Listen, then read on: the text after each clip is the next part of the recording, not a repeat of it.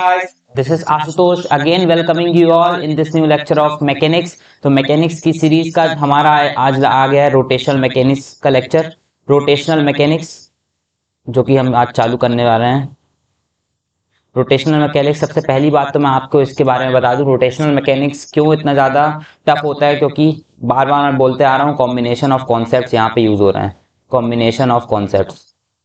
तो यार अगर अभी तक आपने पुराने लेक्चर्स नहीं देखे हैं, कुछ भी नहीं पढ़ा अभी तक मैकेनिक्स के बारे में, आपके बेसिक्स कमजोर हैं, तो आप पुराने लेक्चर सारे देख सकते हैं। वहां से मैंने 12th क्लास के लेवल से सारी चीजों को समझाने की कोशिश की है, साथ ही साथ कुछ अच्छे कॉन्सेप्ट जो कि जैम में ज्यादातर पूछे जाते हैं उनको भी कवर किया है। ठीक है, बाकी आपके लिए इसके लिए जो बुक्स फॉलो कर सकते हैं, एससी वर्मा की बुक है, अभी तक मैं कहता आया हूँ। ठीक है, अगर आपको कोई भी प्रॉब्लम हो कि मैकेनिक्स को लेके, तो प्लीज ग्रुप का लिंक आपका नीचे दिया हुआ डिस्क्रिप्शन में है ना, व्हाट्सएप ग्रुप का और टेलीग्राम ग्रुप का, दोनों का लिंक, तो प्लीज उसको ज्वाइन कर लीजिए, उससे आपको सारे प्रॉब्लम्स का सॉल्यूशन मिल जाने वाला है। ठीक है, तो यार अभी रोटेशनल मैकेनिक्स हम चालू करने वाले हैं, तो ये ऑलमोस्ट अपना 5 लेक्चर्स के आसपास जाने वाला है। ठीक है, या उससे जल्दी खत्म भी हो सकता है, या लेट भी, मतलब अप्रोक्सीमेटली ये 5 लेक्चर्स के आगे पीछे +1 -1 के हिसाब से ही जाएगा। ठीक है, तो इसके अंदर हम क्या क्या टॉपिक पढ़ने वाले हैं भाई, नॉर्मल सी बातें हैं। टॉर्क पढ़ने वाले हैं, सबसे पहला टॉपिक तो क्या हो जाएगा, टॉर्क। इक्विलिब्रियम वाले टॉपिक पढ़ने वाले हैं, इक्विलिब्रियम के बहुत अच्छे अच्छे क्वेश्चंस पूछे जाते हैं। अभी टीआईएफआर में भी पूछा गया था, जेस्ट में भी पूछा गया था, लास्ट ईयर की बात है शायद। उसके बाद भी जैम में भी इक्विलिब्रियम में क्वेश्चन आते हैं, और सबसे ज्यादा जैम में क्वेश्चन किस चीज से आते हैं, मोमेंट ऑफ इनर्शिया के भी क्वेश्चन बहुत सारे आते हैं इस टॉपिक से। ठीक है, क्योंकि यार देखो इसका क्वेश्चन, इसका एक क्वेश्चन में 2 या 3 कॉन्सेप्ट आपके कवर हो जाते हैं। ठीक है, आपसे वो न्यूटन लॉज ऑफ मोशन के भी क्वेश्चन इसी के जरिए पूछ सकता है। तो यार ज्यादातर क्वेश्चन जो आप देखो कॉम्पिटिटिव एग्जाम में ना, वो रोटेशनल मोशन से भी बहुत सारे क्वेश्चन पूछे जाते हैं, क्योंकि उसमें आप एक ही क्वेश्चन है, मतलब एक एक क्वेश्चन दे के आपके 2-3 कॉन्सेप्ट चेक कर सकता है एग्जामिनर। ठीक है, उसके बाद मोमेंट ऑफ इनर्शिया के बाद प्लेनर मोशन आ जाता है। प्लेनर मोशन में क्या आता है, बेसिकली प्लेनर मोशन का मतलब क्या है, रोलिंग। हमारे सिलेबस के हिसाब से क्या है, रोलिंग। रोलिंग के क्वेश्चन आते हैं। रोलिंग बहुत से लोगों को बहुत टफ लगता है यार, क्योंकि रोलिंग एक्चुअली में थोड़ा सा वियर्ड कॉन्सेप्ट है, थोड़े से कॉन्सेप्ट क्या हो जाते हैं, अलग हो जाते हैं रोलिंग के अंदर। ठीक है, उसके बाद रोलिंग में मतलब प्योर रोलिंग का जो कॉन्सेप्ट है अपना पूरा, वो सारे क्वेश्चन भी अपन करते जाएंगे। ठीक है, ये सारे टॉपिक्स हम पढ़ने वाले हैं। ठीक है, हमारे लेक्चर्स में। ठीक है, तो चलो स्टार्ट करते हैं। इससे पहले मैं बता दूं, अगर अभी तक आपको नहीं पता है, तो फिजिकेम एकेडमी आपके लिए लेके आ रहा है आईआईटी जैम और अदर एमएससी एंट्रेंस का पूरा फ्री सिलेबस आपको प्रोवाइड कराया जाएगा, सिर्फ और सिर्फ 3 मंथ्स के अंदर, सिर्फ और सिर्फ 3 मंथ्स के अंदर। तो बहुत से टॉपिक फिजिक्स में बहुत कंप्लीट हो चुके हैं, और काफी कुछ टॉपिक्स अभी होने वाले हैं। अभी अगस्त का मंथ चल रहा है, अगस्त के मंथ के बाद ये जो लेक्चर मैं रिकॉर्ड कर रहा हूँ, अगस्त के मंथ में कर रहा हूँ, उसके बाद ये आपका सितंबर में पूरा हो जाएगा। ठीक है, सितंबर में आपको पूरा का पूरा सिलेबस मिल जाएगा। उसके बाद भी हम कुछ चीजें आपके लिए प्लान कर रहे हैं। ठीक है, तो वो आने वाले समय में आपको पता चलती जाएंगी। ठीक है, तो देखो ये मेरा इंट्रोडक्शन है, ये मेरी जैम और जेस्ट की रैंक है 2022 में। ठीक है, तो आज हमारा जो टॉपिक है वो क्या होने वाला है, rigid body motion and torque. ठीक है, rigid body motion and torque के बारे में हम पूरी चीजें कवर करने वाले हैं। जो टॉर्क अपना जो टॉपिक है, उसमें बहुत सारे बच्चों को प्रॉब्लम रहती है यार, और अच्छे अच्छे क्वेश्चन भी पूछे जाते हैं। ठीक है, तो सारी चीजों को कवर करेंगे, बेसिक से लेकर एडवांस तक सारी चीजें कवर करने वाले हैं। ठीक है, चलो। तो रोटेशनल मोशन, रोटेशनल मोशन। ठीक है, सबसे पहले हम जान लेते हैं रोटेशनल मोशन के बारे में, रोटेशनल मोशन होता क्या है। ठीक है, बेसिकली रोटेशनल मोशन से पहले अपन को समझना चाहिए कि रिजिड बॉडी मोशन क्या होने वाला है। ठीक है, रिजिड बॉडी मोशन ये क्या चीज होती है, इसके बारे में सबसे पहले हम समझने की कोशिश करते हैं। इंक चेंज कर लेता हूं मैं थोड़ा सा। ठीक है, चलो। तो रिजिड बॉडी का मतलब तो जानते होगे ना, सब लोग रिजिड बॉडी का मतलब जानते हैं। रिजिड बॉडी क्या होती है, what is rigid body. Rigid body क्या होती है, एक मान के चलो ये बॉडी है ना, उसके अंदर 2 पार्टिकल से बनी होती है ना।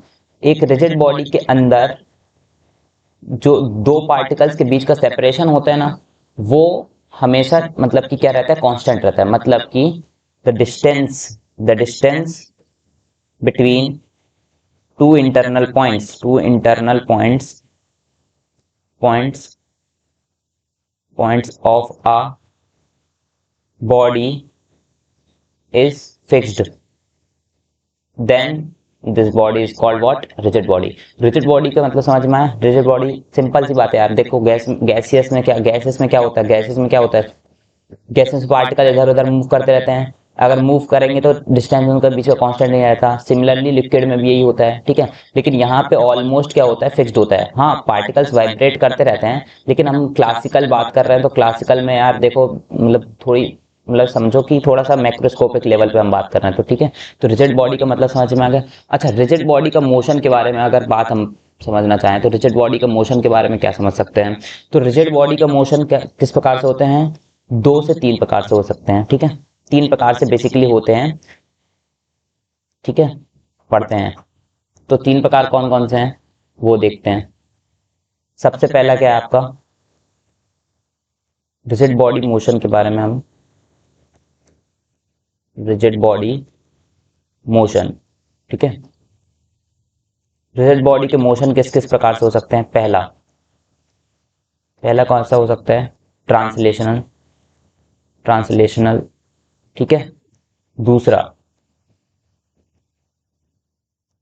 दूसरा अपना किस प्रकार से हो सकता है? रोटेशनल। और थर्ड कैसा हो सकता है?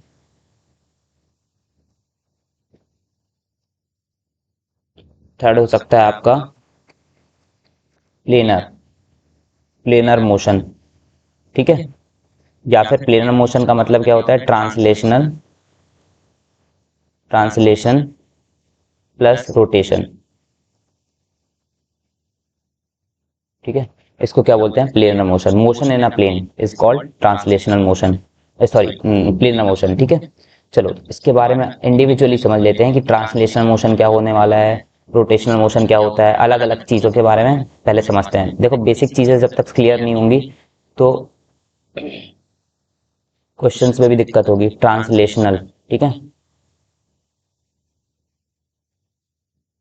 ट्रांसलेशनल मोशन, ठीक है। What is translation motion? Translation motion में क्या होता है? मान के चलो एवरी रेक्टिलिनियर मोशन, मतलब कि रेक्टिलिनियर मोशन मतलब कि मोशन इन अ लाइन। अब लाइन को कैसे बता सकते हो? मान के चलो मेरे पास एक ऑब्जेक्ट है, ठीक है। इसका एक पॉइंट ये है, एक पॉइंट ये है। इस पॉइंट को मैं नाम देता हूँ बी, एक इसको ए, इसको बी, है ना। 2 पॉइंट्स है मेरे पास। अच्छा, अब बॉडी का मोशन कुछ इस प्रकार से होगा कि इनके जो पाथ्स रहेंगे, इनके जो पाथ रहने वाले हैं, ये इनके पाथ क्या रहेंगे? पैरेलल रहेंगे, ठीक है। या फिर आप कह सकते हैं कि ऐसा मोशन, अगर मैं इनको ज्वाइन करने वाली एक लाइन कर दूं ए बी, ठीक है, ए बी लाइन कर दूं, है ना। अगर बॉडी का मोशन इस डायरेक्शन में होने वाला है तो अब ये बॉडी यहाँ जाके कुछ इस प्रकार से बन गई होगी, ठीक है। अभी भी पॉइंट ए यहाँ पे है, पॉइंट बी यहाँ पे, ए यहाँ पे, बी यहाँ पे, इनके बीच का पाथ ये देखो ये है। अगर कुछ समय बाद और आगे बढ़ता जाए ऑब्जेक्ट, है ना, ट्रांसलेशन मोशन मतलब रेक्टिलिनियर मोशन की बात कर रहा हूँ मैं, एक ही डायरेक्शन में ट्रेवल कर रहा है, ठीक है, मतलब सामने की तरफ ट्रेवल कर रहा है, ट्रेवलिंग इन अ लाइन, ठीक है। ये देखो, है ना। इसका मतलब क्या है कि ये जो ए और बी को ज्वाइन करने वाली लाइन है ना, ये देखो हमेशा पैरेलल है। यहाँ पे देखो ए बी ऐसी है, यहाँ पे भी ए बी ऐसी है, यहाँ पे भी ए बी ऐसा है। अगर मैं इसको ऊपर की तरफ ले जाऊंगा, ठीक है, ऊपर की तरफ ले गया तो भी इसके बीच की जो लाइन ज्वाइन करेगी वो क्या रहेगी? पैरेलल ही रहेगी, ठीक है। ऊपर नीचे भी शिफ्ट करने पे पैरेलल ही रहने वाली है। मतलब इसको लिख लो, कॉपी में कैसे लिखोगे?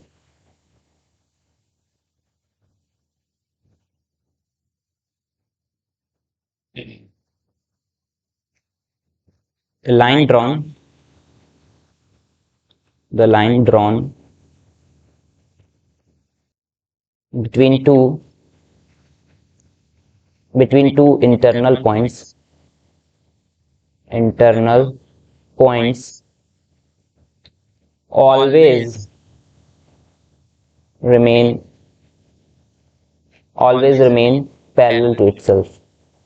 parallel to itself, ठीक है।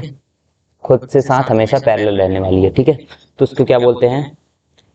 Translation motion. समझ में है ट्रांसलेशन मोशन क्या है? पूरा ट्रांसलेशन मोशन। इसको प्यार से क्या बोलते हैं? एक और वर्ड क्या बोलते हैं इसके लिए? रेक्टिलिनियर मोशन, ठीक है, इसको प्यार से क्या बोलते हैं, रेक्टिलिनियर मोशन। ठीक है, कोई भी मोशन जिसमें दो इंटरनल पॉइंट्स के बीच की जो लाइन है वो क्या रहेगी, पैरेलल रहेगी अपने से। ठीक है, चाहे मोशन के बाद भी। ठीक है, अब समझते हैं क्या,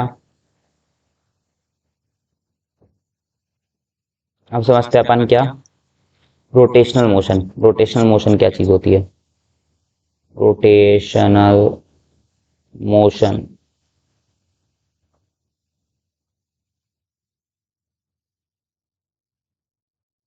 ठीक है, रोटेशनल मोशन क्या होने वाला है बेसिकली, इसमें बॉडी क्या करेगी, किसी एक पॉइंट के अराउंड क्या होगा, मान के चलो ये इसके रोटेशनल मोशन के लिए हमेशा एक एक्सेस की जरूरत पड़ती है। किसकी, एक एक्सेस की। व्हाट इज दिस, एक्सेस या फिर पाइवट।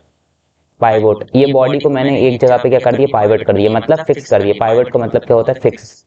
ठीक है, फिक्स कर दिया है। फिक्स करने के बाद क्या होगा,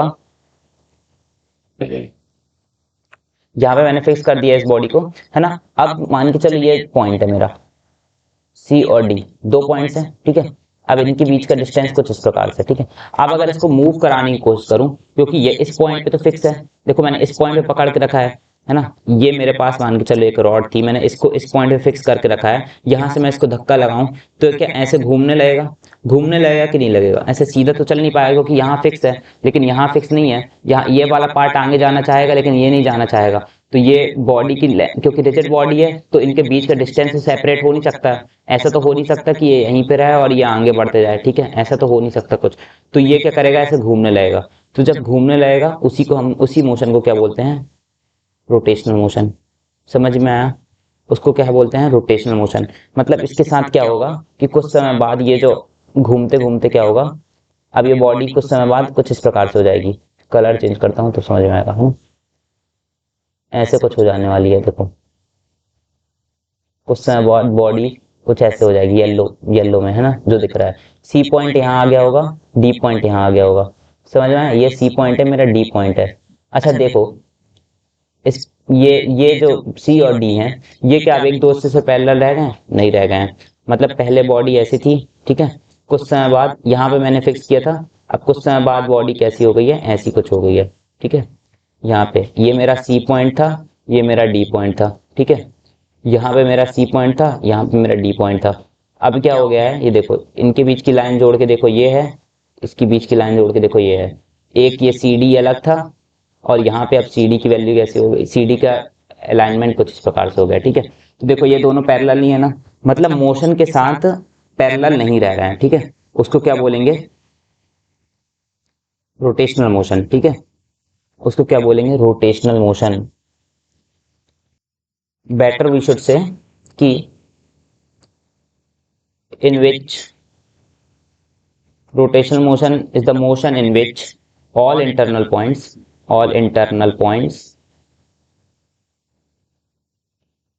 moves in a circle with respect to a fixed point। ठीक है, फिक्स्ड पॉइंट और फिक्स्ड एक्सेस, और you can say also fixed pivot, या फिर मतलब इसका मतलब यही होता है बेसिकली, फिक्स्ड पॉइंट का मतलब ही पाइवट होता है। ठीक है, तो इसमें क्या करेंगे कि रोटेशनल मोशन वो होता है जिसमें बॉडी के सारे इंटरनल पॉइंट्स किसी एक फिक्स्ड पॉइंट के अराउंड क्या करते हैं, सर्कुलर मोशन करते हैं। ठीक है, अच्छा अब एक ध्यान देने वाली बात यह है कि क्या ये जो फिक्स्ड पॉइंट होगा, क्या ये जो मेरा फिक्स्ड पॉइंट है ये केवल मेरा कहाँ है, बॉडी के अंदर हो सकता है, नहीं, ऐसा कोई जरूरी नहीं है। अगर फिक्स्ड पॉइंट यहाँ है, ठीक है, ये मेरी अर्थ है, ठीक है, फिक्स्ड पॉइंट यहाँ पे है सन, ठीक है, तो अगर ये इसके अराउंड भी अगर ये सर्कुलर मोशन कर रहा है इसके इंटरनल पॉइंट्स, तो इसको भी क्या बोलेंगे, रोटेशनल मोशन बोलेंगे। ठीक है, रोटेशनल मोशन बोलेंगे। अच्छा, ये तो अपना फिक्स्ड पॉइंट मान के चलो, फिक्स्ड पॉइंट है। अगर मैं एक पेन फाइट खेली ना, सबने पेन फाइट खेली होगी, ये मेरा ढक्कन है पेन का, ठीक है, ये मेरा पेन था। अच्छा आप क्या करते थे, अगर यहाँ पे किसी का पेन रखा हुआ है, यहाँ पे ये किसी का पेन रखा हुआ है, तो इसको गिराने के लिए आप क्या करते थे, मान के चलो यहाँ से कुछ फोर्स लगाओगे आप इस पे, ठीक है, यहाँ से आपने इस पे कुछ क्या लगाया, फोर्स लगाया। जब आप इस पे फोर्स लगाते हो तो क्या यहाँ पे फिक्स पॉइंट आपने कोई भी चीज पकड़ के रखी थी क्या इसके अंदर? नहीं, कोई भी चीज फिक्स नहीं की थी, पेन तो केवल टेबल पे रखा था। और ये मूव भी करता है ना, लेकिन ये कैसे मूव करता है, सर्कुलर मोशन बनाते हुए मूव करता है, ठीक है। तो क्या इसको रोटेशनल मोशन कहेंगे? हाँ बिल्कुल कहेंगे। स्पिन, स्पिन भी एक क्या होता है, रोटेशनल मोशन ही होता है, ठीक है। स्पिन भी क्या होता है, एक रोटेशनल मोशन भी होता है। अच्छा, स्पिन कैसे होता है कि अगर आपने किसी रिजिड बॉडी को, किसी रिजिड बॉडी को एक एक उसके कॉर्नर पे कहीं भी हिट किया, ठीक है, कॉर्नर पे हिट किया, तो वो बॉडी किसी एक फिक्स्ड पॉइंट के अराउंड, अब वो फिक्स्ड पॉइंट कौन सा है, सेंटर ऑफ मास। क्या है, centre of mass. Centre of मास के अराउंड वो क्या करने लगेगा, रोटेट करने लगेगा, ठीक है। वो उसको उसके मोशन को क्या बोलते हैं, रोटेशनल मोशन, ठीक है। क्या बोलते हैं उसको, रोटेशनल मोशन बोलते हैं, या फिर रोटेशनल स्पिन मोशन बोल दो, रोटेशनल स्पिन मोशन। जब भी बॉडी सेंटर ऑफ मास के अराउंड क्या करें, रोटेशनल स्पिन मोशन। इसमें क्या करती है, सेंटर ऑफ मास के अराउंड क्या करता है, centre of mass is pivoted, ठीक है, पाइवोटेड, और we can say is acting as fixed axis, fixed point, acting as a fixed point, ठीक है। तो क्या करता है, स्पिन मोशन करता है। तीसरा अपना पॉइंट कौन सा था, planar motion, planar motion, planar motion के बारे में, ठीक है। अब प्लेनर मोशन क्या भला होती है, प्लेनर मोशन इनमें से दोनों चीज होती है, दोनों चीजों को मिला दो। जैसे मैंने पेन फाइट का एग्जांपल लिया, वो बेसिकली एग्जांपल किस चीज का है, प्लेनर मोशन का है। मतलब कि ट्रांसलेशनल प्लस रोटेशनल, तो क्या बोलते हैं, प्लेनर मोशन, ठीक है। जैसे कि मेरे पास ये एक चक्का है, ठीक है, मेरे पास क्या है, एक चक्का है, ये पॉइंट ए है, ये पॉइंट बी है, ये दोनों इंटरनल पॉइंट्स हैं, ठीक है। इनकी लाइन कुछ इस प्रकार से है, ठीक है, ये इनकी लाइन ज्वाइन हो रही है। अच्छा, जब ये आगे बढ़ेगा, आगे बढ़ा कुछ समय बाद क्या हो गया, इसको आगे बढ़ा रहा हूं तो ये घूम रहा है ना, ए के अराउंड क्या कर रहा हूं, इसको मैं घुमा रहा हूं, ए के अराउंड मैंने घुमा दिया, तो अब ये पॉइंट कैसा हो गया, ए से बी यहां तक ऐसे हो गया, ठीक है, ए से बी तक क्या किया मैंने, इसको घुमा दिया। क्या किया यहाँ पे, क्या किया, रोटेशन किया, रोटेशन। ए से बी, ए के अराउंड क्या फिक्स करके मैंने इसको घुमा दिया, ठीक है। अब क्या किया, प्लस इसके साथ साथ मैंने क्या किया, इसको उठा के आगे रख दिया, ठीक है, इसको उठा के आगे रख दिया, कुछ इस प्रकार से यहां रख दिया, ए यहाँ पे, बी यहाँ पे। अभी भी पैरेलल है, ये दोनों इंटरनल पॉइंट्स की लाइन पैरेलल है, मतलब यहाँ पे क्या हुआ, ट्रांसलेशन मोशन हो गया। अब इन दोनों को प्लस कर दोगे, दोनों अगर एक साथ होगा, मतलब ये आगे भी बढ़ रहा है और घूम भी रहा है, जैसे कि एक टिपिकल व्हील मूव करता है, मतलब कि ये वाला पॉइंट आगे भी जाता रहता है और मूव भी करता रहता है, घूमता भी रहता है और मूव भी करता रहता है, कुछ इस प्रकार से मोशन करता है। मतलब क्या, रोटेशन भी हो रहा है प्लस ट्रांसलेशन भी हो सकता है, तो इसको क्या बोलते हैं, प्लेनर मोशन, ठीक है। इसको क्या बोलेंगे, प्लेनर मोशन। समझ में आई बात, यही पूरी कहानी है प्लेनर मोशन की। अच्छा, तो इसमें अपन को पढ़ना क्या है, सबसे पहले देखो ट्रांसलेशन मोशन के बारे में आप सारी चीजें जान चुके हो, ट्रांसलेशन मोशन के बारे में सारी चीजें पहले पढ़ के आ चुके हो, है ना। रोटेशनल मोशन अभी अपन को पढ़ना है, इसके अंदर रोटेशनल मोशन पढ़ना है। उसके बाद क्या पढ़ना है, उसके बाद पढ़ना है प्लेनर मोशन।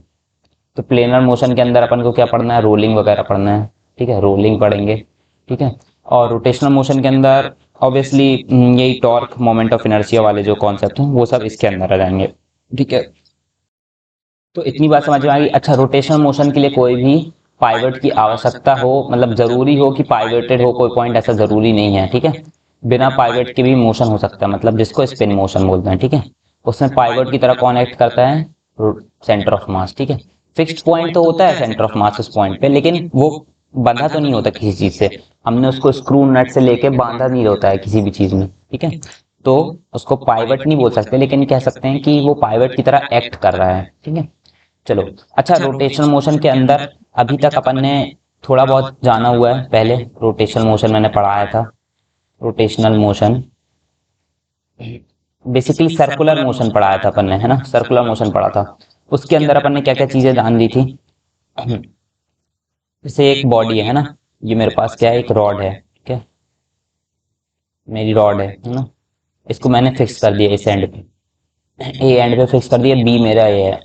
अच्छा, अब इसको मैं फिक्स कर रहा हूँ और ऐसे मूव करा रहा हूँ, तो एक सर्कल में मूव करने लगेगी कुछ इस प्रकार से, ठीक है, ऐसा कुछ मूव करेगी, ठीक है, ठीक है। कुछ समय बाद इसको मैं यहाँ तक ले आया, ठीक है, इस पॉइंट तक ले आया, तो मेरा एंगुलर डिस्प्लेसमेंट कितना हो गया, थीटा, है ना। लीनियर डिस्प्लेसमेंट कितना हो गया, एस, ठीक है। यहाँ मैं लीनियर लिख रहा हूँ, यहाँ लिख रहा हूँ एंगुलर, एंगुलर, ठीक है। अगर लीनियर डिस्प्लेसमेंट हो गया मेरा एस, तो एंगुलर डिस्प्लेसमेंट मेरा कितना हो गया, थीटा हो गया। अच्छा, लीनियर वेलोसिटी के लिए मैं क्या लिखता हूँ, वी लिखता हूँ। एंगुलर वेलोसिटी के लिए क्या लिखता हूँ, ओमेगा, जिसकी वैल्यू क्या होती है, D theta by D T, ठीक है। अच्छा, लीनियर एक्सेलरेशन के लिए क्या लिखने वाला हूं मैं, ए सी, है ना। लीनियर एक्सेलरेशन दो प्रकार के होते हैं, ये भी मैंने बताया था। एक तो सेंट्रिपिटल होता है, और एक क्या होता है, अगर साथ साथ एंगुलर स्पीड भी बदल रही है तो क्या होता है, ट्रांसलेशनल, ठीक है। दो प्रकार के एक्सेलरेशन होंगे, ये सर्कुलर मोशन एग्जीक्यूट कराने के लिए होता है, और ये वाला किस चीज के लिए होता है, एंगुलर वेलोसिटी को इंक्रीज करने के लिए, या फिर ऑब्जेक्ट की लीनियर स्पीड को भी इंक्रीज करने के लिए क्या होता है मेरा, क्या होता है, ट्रांसलेशनल एक्सेलेरेशन, या फिर टेंजेंशियल एक्सेलेरेशन जिसको बोल सकते हो। ट्रांसलेशन गलत बोल रहा हूँ, टेंजेंशियल एक्सेलेरेशन बोलना चाहिए मुझे, या ट्रांसवर्स एक्सेलेरेशन बोलना चाहिए। तो मतलब वो वी को इंक्रीज कराएगा, और सेंट्रिपिटल एक्सेलेरेशन केवल वी की स्पीड चेंज करेगा, मैग्नीट्यूड चेंज नहीं करता है ना। तो उसके लिए क्या होने वाला है मेरा, अगर एटी मौजूद है वहां पे, तो मेरा क्या होगा, अल्फा होगा, जिसकी वैल्यू होगी D omega by D T, ठीक है। मतलब angular velocity with respect to time जिस प्रकार से चेंज हो रही होगी, उसको मैं क्या बोलूंगा, एंगुलर एक्सेलरेशन बोलूंगा, ठीक है। इसके बाद मेरा क्या होने वाला है, यहाँ पे फोर्स का काम कौन करता है, फोर्स का काम कौन करता है, फोर्स का एनालॉजी क्या है यहाँ पे, टॉर्क, क्या है, टॉर्क। जैसे कि मेरा एक्सेलरेशन की एनालॉजी ये है ना, अल्फा है, मतलब angular acceleration, angular velocity, angular displacement, वैसे ही फोर्स की एनालॉजी क्या है, मेरी टॉर्क। अच्छा, मास की एनालॉजी क्या है, मास, मास एम की एनालॉजी क्या है मेरी, moment of inertia, moment of inertia, जिसको हम आई से डिनोट करते हैं, ठीक है। और मोमेंटम की एनालॉजी क्या है, मोमेंटम की एनालॉजी क्या होने वाली है, एंगुलर मोमेंटम, एंगुलर मोमेंटम, ठीक है। इसको पी से डिनोट करते थे, तो इसको यहाँ पे हम एल से डिनोट करने वाला है, ठीक है। ये सारे वेक्टर हैं, ये चारों वेक्टर हैं, ये स्केलर था तो ये भी स्केलर ही होगा, ठीक है। तो ये एनालॉजी से आपने समझने की कोशिश की कि क्या क्या होने वाला है, ठीक है, किस चीजों के बारे में हमको पढ़ने वाले हैं। चलो, तो हम जंप करते हैं अपने नेक्स्ट टॉपिक पे, which is what, torque, torque. अरे भाई, टॉर्क के बारे में पढ़ेंगे, ठीक है, torque, torque,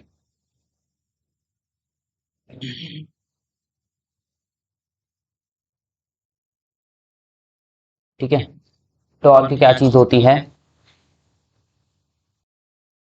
moment of the force, moment of the force is called torque, और what you should say that, turning effect, turning effect of force, turning effect of force is called torque, ठीक है।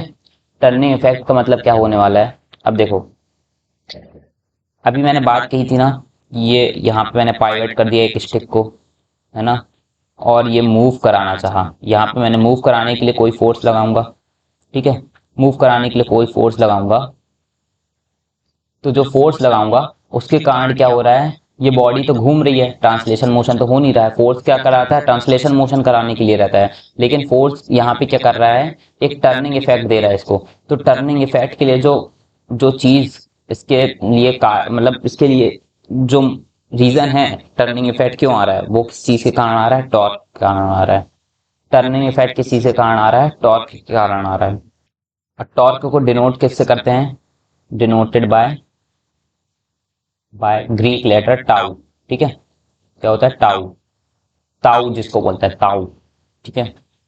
अच्छा, और इसके बारे में अपन समझते हैं कि टॉर्क अमाउंट ऑफ टर्निंग, अगर मैं बात करूं अमाउंट ऑफ टर्निंग, इस ऑब्जेक्ट की अमाउंट ऑफ टर्निंग किस चीज पे डिपेंड कर रही है?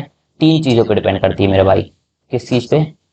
तीन चीजों पे डिपेंड करती है। फोर्स है ना, फोर्स का मैग्नीट्यूड है ना, magnitude of force, better to say magnitude, magnitude of a force, magnitude of force, इस फोर्स एफ की कितना मैग्नीट्यूड से ये फोर्स लग रहा है उस पर डिपेंड करती है, ठीक है।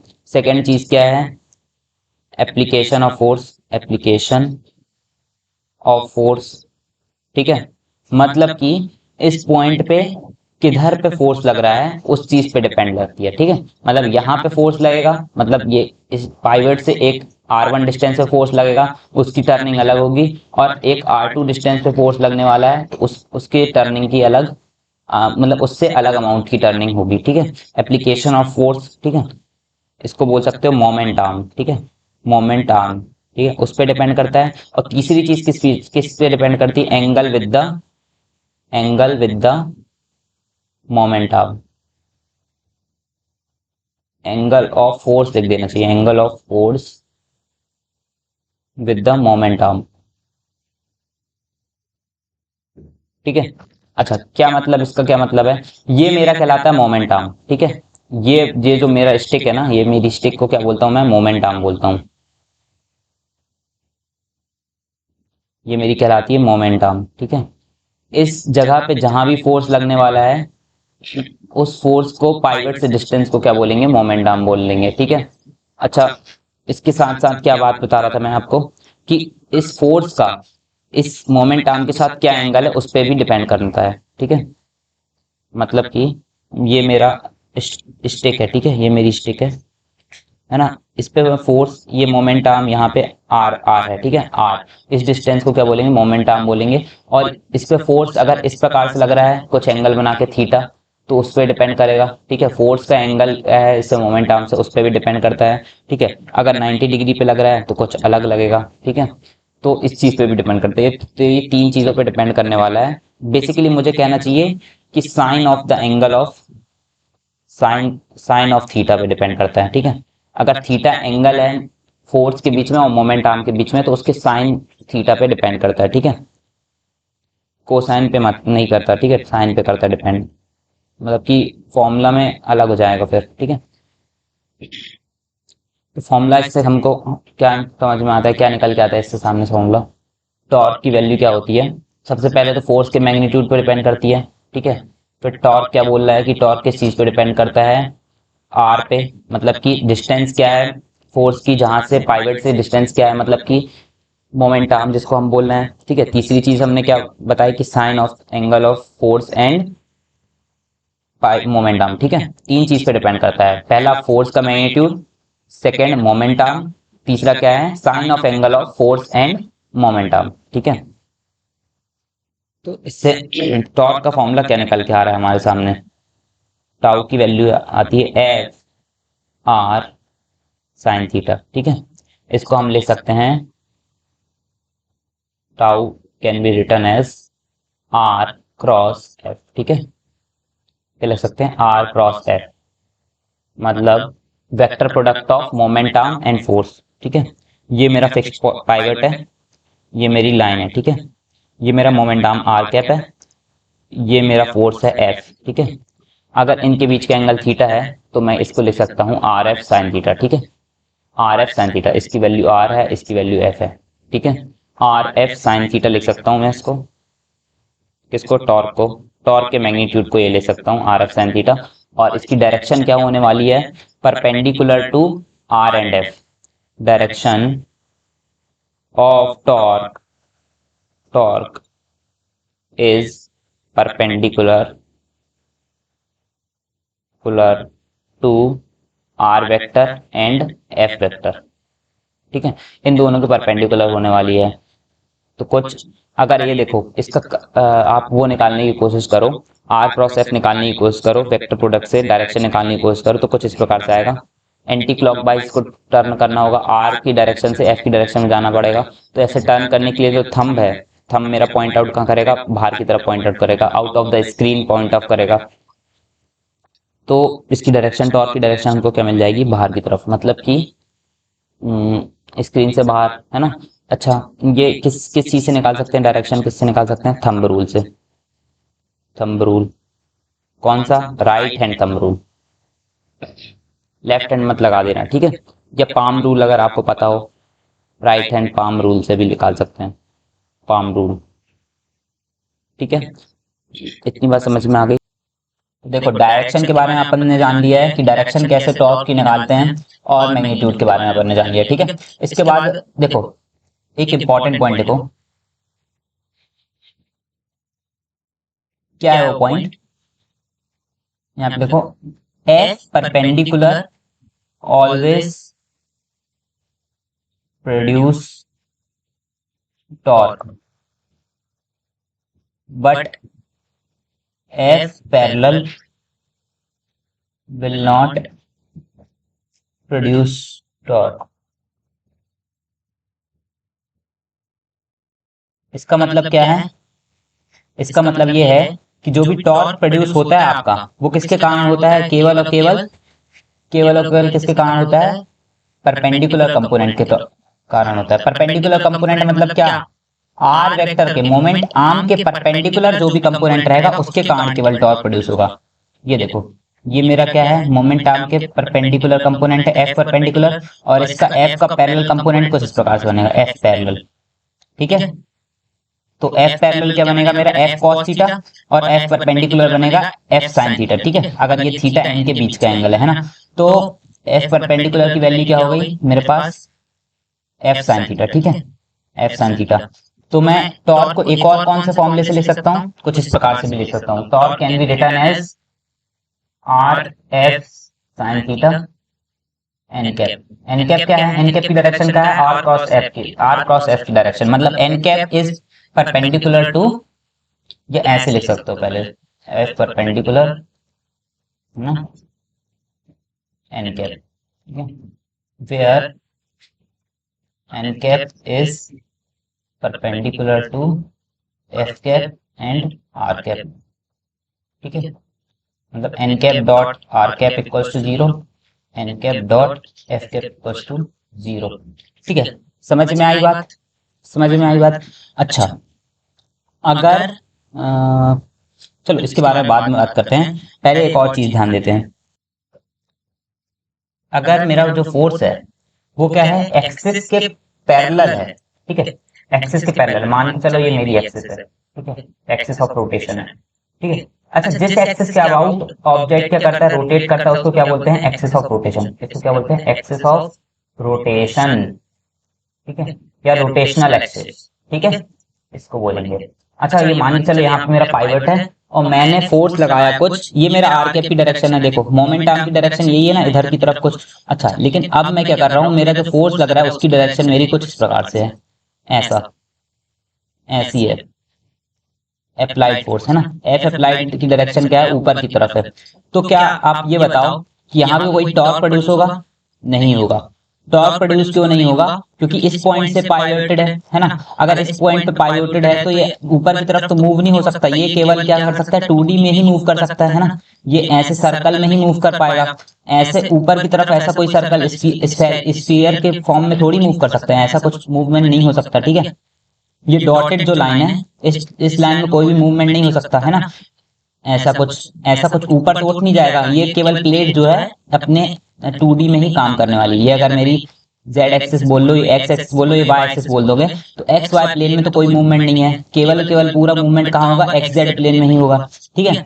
इतनी बात समझ में आई, मतलब कि मेरा अप्लाइड फोर्स अगर एक्सिस के परपेंडिकुलर है, किस एक्सिस के, रोटेशनल एक्सिस के परपेंडिकुलर है, तो मेरा टॉर्क की जीरो, टॉर्क की वैल्यू क्या होगी, जीरो होगी, मतलब एफ अप्लाइड, या फिर लिखना चाहिए component of force, component of force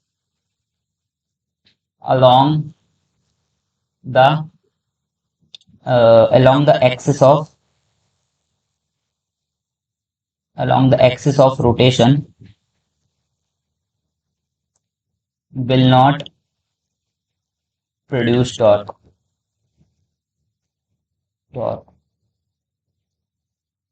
इसको क्या कर लो यहाँ पे ना कैन कर लो, वरना इसका मतलब थोड़ा अलग हो जाएगा। ऑल हमेशा नहीं, देखो यहाँ इस केस में भी क्या है, परपेंडिकुलर तो है, देखो अभी भी एफ अप्लाइड मेरा क्या है, परपेंडिकुलर तो है आर कैप के, लेकिन यहाँ क्या है, एक्सिस की डायरेक्शन में, इसलिए यहाँ पे क्या लिख लोगे, कैन प्रोड्यूस टॉर्क। ऑलवेज का मतलब हो जाता है हर बार ही प्रोड्यूस करेगा, ठीक है, इसलिए इसको कैन कर लेना, ठीक है। चलो, तो डायरेक्शन ऑफ टॉर्क समझ में आ गई, क्या होगी डायरेक्शन ऑफ टॉर्क, क्या होगी। अगर मैं आपसे पूछूं एक क्वेश्चन देके कि ये मेरी आर कैप की डायरेक्शन है ना, ये मेरी आर कैप की डायरेक्शन है ना, और ये मेरा ये मेरी उसकी डायरेक्शन है, किसकी, फोर्स की, कुछ इस प्रकार से, ये मेरी आर कैप की डायरेक्शन है, ठीक है, ये मेरी फोर्स की डायरेक्शन है, तो आप बता दो टॉर्क की डायरेक्शन किधर होगी, किधर होगी, कुछ ऐसे होगी ऊपर की तरफ, ठीक है, ऊपर की तरफ होगी, मतलब इस वाले एफ और आर के प्लेन के परपेंडिकुलर होगी, ठीक है, कोई भी शक तो नहीं है इसमें डायरेक्शन को लेके, ठीक है। क्लॉकवाइज एंटी क्लॉकवाइज वो थंब रूल आपको आता होगा ना, थंब रूल अगर आपको आता है तो सारी चीजें आप सॉल्व कर सकते हो, ठीक है, डायरेक्शन से रिलेटेड। चलो आगे बढ़ते हैं। इस केस की बात करके देखो, इस केस में जो मेरा टॉर्क प्रोड्यूस होगा, अगर इसके कारण जो टॉर्क प्रोड्यूस होगा, ठीक है, बेटर टू से मतलब कि ऐसा नहीं है कि मतलब टॉर्क प्रोड्यूस नहीं कर पाएगा, देखो एक्चुअली में क्या हो रहा है, ये टॉर्क प्रोड्यूस तो कर रहा है, लेकिन रोटेशनल इफेक्ट आपको देखने नहीं मिल रहा है। मतलब देखो एफ है, आर क्रॉस एफ की डायरेक्शन क्या होगी, बाहर की तरफ, है ना, पीछे की तरफ इस डायरेक्शन में आएगी, है ना, जेड कैप में, ठीक है, ये क्या होगी मेरी टॉर्क की डायरेक्शन, क्या हो जाएगी, जेड कैप में हो जाएगी, है ना। टॉर्क प्रोड्यूस तो हो रहा है, मतलब इट इज बेटर टू से कि टॉर्क प्रोड्यूस तो होगा, लेकिन क्या होगा, रोटेशनल इफेक्ट नहीं होगा, will not produce rotational effect, rotational effect, है ना। तो रोटेशनल इफेक्ट भाई कौन प्रोड्यूस करेगा, the component of torque, component of torque along the axis of rotation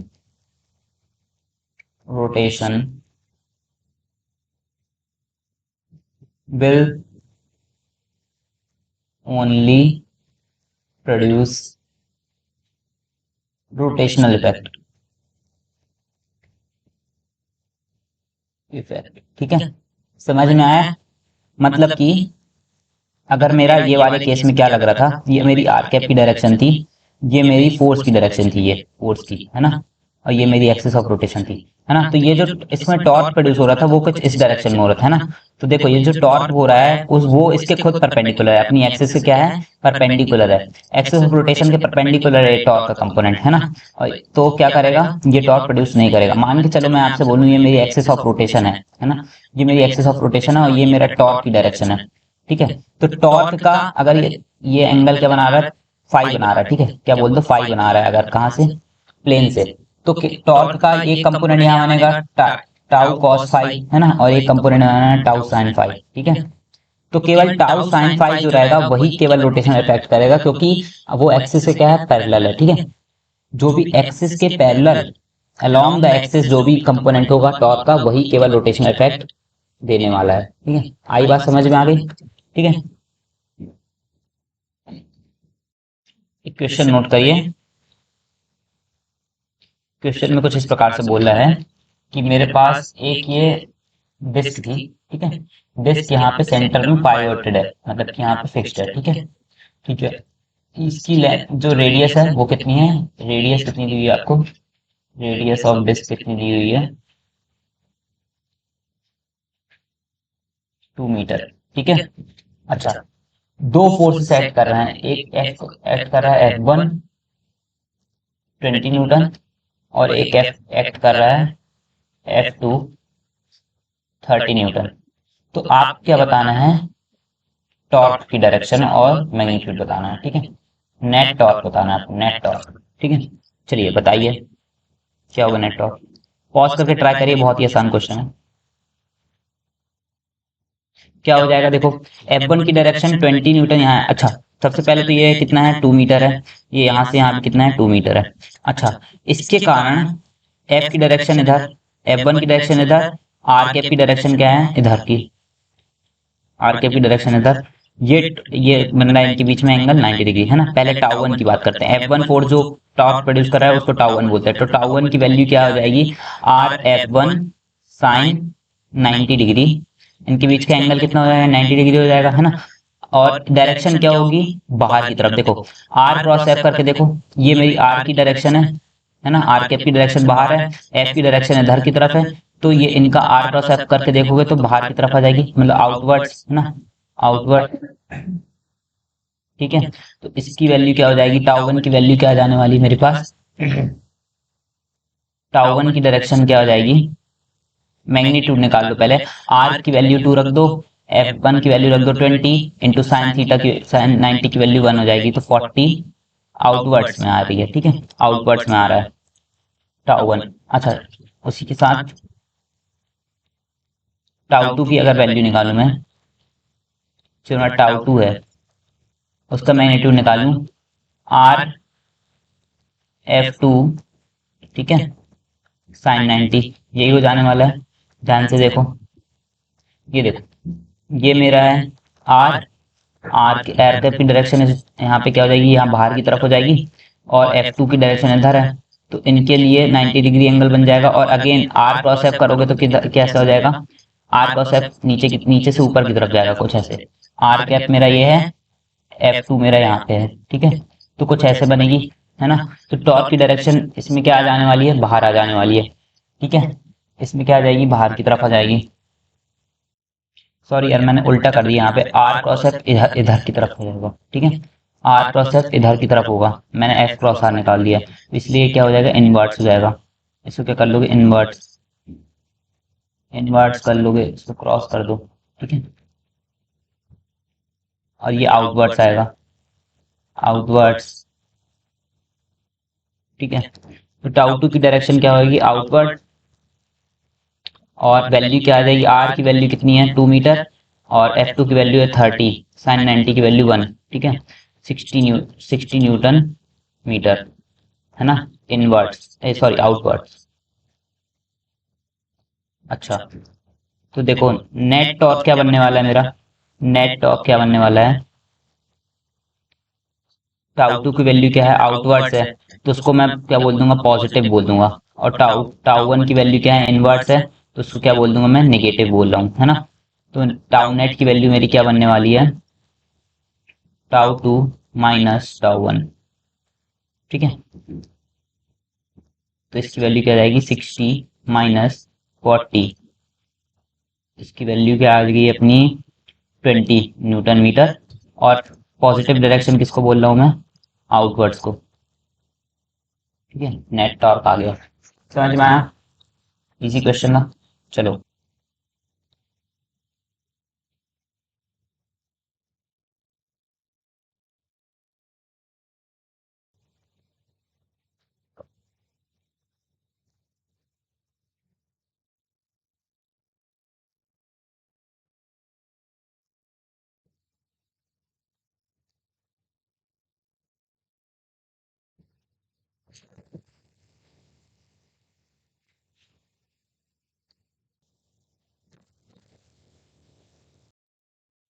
अच्छा एक चीज देखो, मान के चलो ये मेरा पाइवोटेड है। ठीक है, यहाँ पे अगर मैं फोर्स लगा रहा हूँ कहाँ, अंदर की तरफ लगा रहा हूँ या बाहर की तरफ लगा रहा हूँ, अंदर की तरफ कंसीडर करते हैं। अप्लाइड फोर्स मेरा क्या है, अंदर की तरफ है।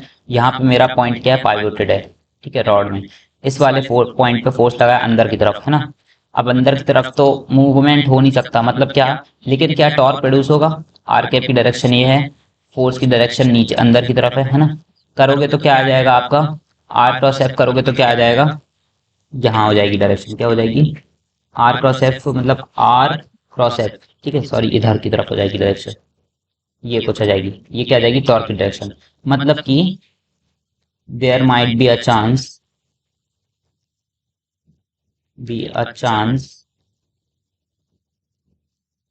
Where torque is not equals to zero, but rotational effect is not there. वही वाला केस है यार, मतलब कि जब भी मेरा रोटेशनल इफेक्ट तभी प्रोड्यूस होगा जब मेरी टॉर्क का जो वो होगा डायरेक्शन होगा वो क्या होगा, एक्सिस ऑफ रोटेशन के परपेंडिकुलर होगा, पैरेलल होगा, सॉरी, ठीक है, पैरेलल होगा तभी होने वाला है ना। एक और चीज देखते चलो साथ में, अगर मेरा इसी केस में बात करूं, मैं कुछ इस प्रकार की बात कर रहा हूँ ना,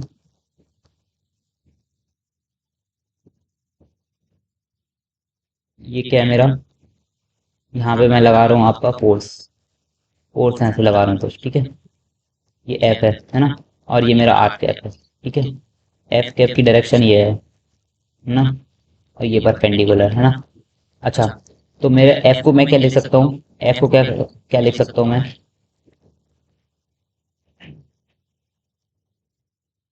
एफ को क्या लिख सकता हूँ, एम में लिख सकता हूँ, ठीक है, कोई प्रॉब्लम तो नहीं होगी इसमें, है ना। एम ए, अगर मैग्नीट्यूड बोलूँ एफ का तो क्या आ जाएगा मेरा, एम ए हो जाएगा।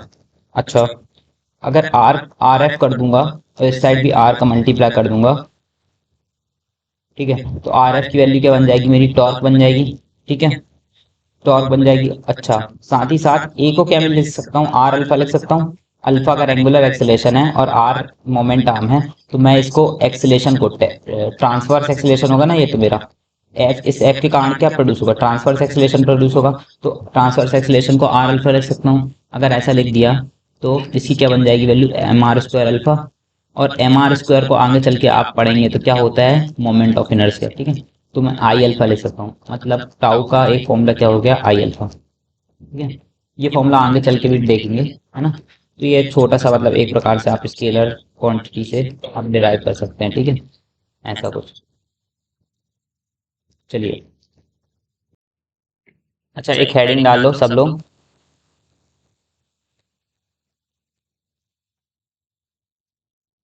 जो हमारा आज का सेकंड टॉपिक है वो क्या है, static equilibrium, equilibrium. Basically static equilibrium क्या चीज होती है, सबसे पहले वो समझते हैं, किस चीज को कहते हैं स्टैटिक इक्विलिब्रियम। इक्विलिब्रियम का मतलब अभी तक अपन क्या समझते आए हैं, F equals to zero, F net equals to zero, है ना, net force equals to zero, यही समझते थे ना स्टैटिक इक्विलिब्रियम। और इसमें दो चीज अपन सब पकड़ के चलते थे, क्या समझते थे, एक वेलोसिटी कांस्टेंट और एक वेलोसिटी जीरो, इसको बोलते थे स्टैटिक इक्विलिब्रियम, इसको बोलते थे डायनेमिक इक्विलिब्रियम, है ना, यही बोलते आते थे, ठीक है। इक्विलिब्रियम दो प्रकार का, स्टैटिक और डायनेमिक, ये बोलते थे ना। अब बेसिकली दो प्रकार का इक्विलिब्रियम होता है, ठीक है, स्टैटिक में दो प्रकार का इक्विलिब्रियम होता है, एक तो होता है ट्रांसलेशनल, ट्रांसलेशनल इक्विलिब्रियम, इक्विलिब्रियम, ठीक है, और एक होता है रोटेशनल इक्विलिब्रियम, इक्विलिब्रियम, ठीक है, दो प्रकार का इक्विलिब्रियम होता है। अच्छा, ट्रांसलेशनल इक्विलिब्रियम का मतलब क्या होता है, net force on the system is what, zero, net force on the system is what, zero. अगर नेट फोर्स जीरो मतलब एक्सेलरेशन क्या हो जाएगा मेरा, जीरो, एक्सेलेरेशन मेरा जीरो हो जाएगा सिस्टम का। अगर एक्सेलेरेशन जीरो मतलब कि वेलोसिटी मेरा क्या हो जाएगा, constant, velocity of the system क्या हो जाएगी मेरी, कांस्टेंट हो जाएगी। अच्छा, एफ, इससे इक्वेशन कौन कौन सी बन सकती है, एक पहली F X equal to zero, है ना, एक्स कंपोनेंट सारे जीरो हो जाएंगे फोर्स के, वाई कंपोनेंट भी सारे जीरो हो जाएंगे, जेड कंपोनेंट भी सारे क्या हो जाएंगे मेरे, जीरो हो जाने वाले हैं। ये तीन इक्वेशंस आपको मिल जाती हैं इससे, ठीक है। ट्रांसलेशनल इक्विलिब्रियम की बात अगर कर रहे हैं, रोटेशनल इक्विलिब्रियम का मतलब होता है net torque equal to zero, ठीक है, net torque equilibrium, net torque zero, है ना, मतलब tau X equal to zero, tau Y equal to zero, tau Z equal to zero. अगर कोई भी बॉडी, अगर मैं बोल रहा हूँ स्टैटिक इक्विलिब्रियम में है, या कह रहा हूँ मैं कि रोटेशनल इक्विलिब्रियम में है, उसका मतलब होता है कि उस पे एक्स एक्सिस के अराउंड भी टॉर्क जीरो, वाई एक्सिस के अराउंड भी टॉर्क जीरो, जेड एक्सिस के अराउंड भी सारे टॉर्क क्या हो जाएंगे, जीरो हो जाएंगे। समझ में आई बात, तो ये बहुत इंपॉर्टेंट चीज है, स्टैटिक और डायनेमिक इक्विलिब्रियम के बारे में समझ लीजिए, ठीक है। मतलब कि अगर मैं बोल रहा हूं कि if static equilibrium is there, equilibrium is there, then net torque